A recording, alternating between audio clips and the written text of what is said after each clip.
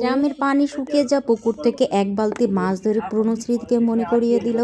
গ্রামের ছেলেমেয়েরা এভাবেই মাছ ধরে গ্রামে, যেগুলো শহরে তো আর দেখা যায় না। এই যে পানি একদম সেচে নিয়ে, যেটা পানি শুকিয়ে যাওয়ার পর এভাবে কাদার ভিতর উপর দিয়ে মাছ থাকে, যেটা সবাই একসাথে ধরে, যেটা আমরা অনেক আগে ছোটোবেলায় করেছি, এখন তো আর ধরতে পারি না, যেটা আমরা অনেক আনন্দ পেতাম। এই পুকুরটা হলো আমার দাদিদের পুকুর, যে পুকুরে হচ্ছে পানি শুকিয়ে গেছে, সেখানে আমার ভাইয়ের ছেলেমেয়েরা সবাই মিলে মাছ ধরছে।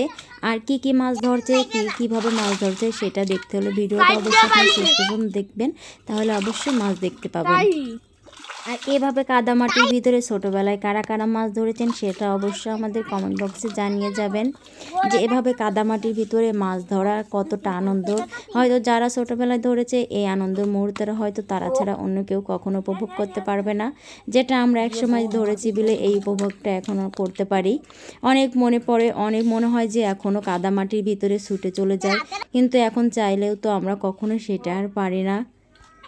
এই সময়টা হচ্ছে এদের শ্রেষ্ঠ সময় ছোটোবেলার, কিন্তু এরা তো বুঝতেই পারছে না এরা কি সময় পার করছে, কিন্তু এরা যখন বড় হয়ে যাবে তখন বুঝতে পারবে যে এরা কেমন সময় পার করেছে আর কতটা আনন্দের দিনগুলো এরা পার করেছে, তখনই বুঝতে পারবে।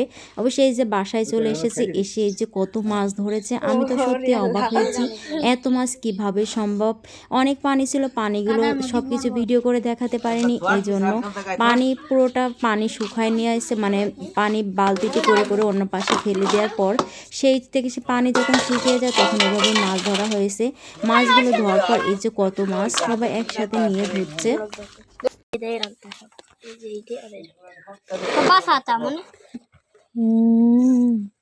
তোর কয়টা আর নেই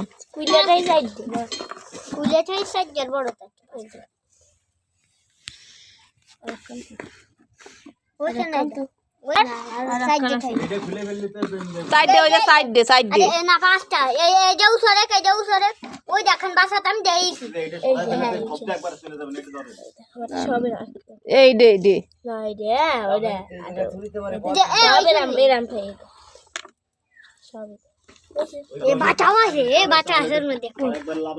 দেখেছেন কত মাছ। গ্রামের কাদামাটি সিনে এভাবে মাছ ধরার যে কত আনন্দটা, সেটা গ্রামে ছাড়া মানুষ অন্যকে কখনো বুঝবে না।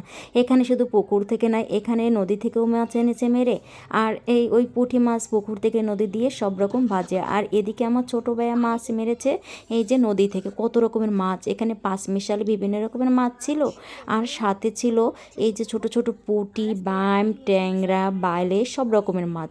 আর এই মাছগুলো টাটকা টাটকা খেতে যে কি মজা তা বলার মতো না, পেঁয়াজ দিয়ে চচ্চড়ি করলে। সাথে এই যে বাইলে দেশি জিয়াল ছিল। আর এই মাছটাগুলো কার কার পছন্দ অবশ্যই কমেন্ট করে জানিয়ে, সবাই ভালো থেকো।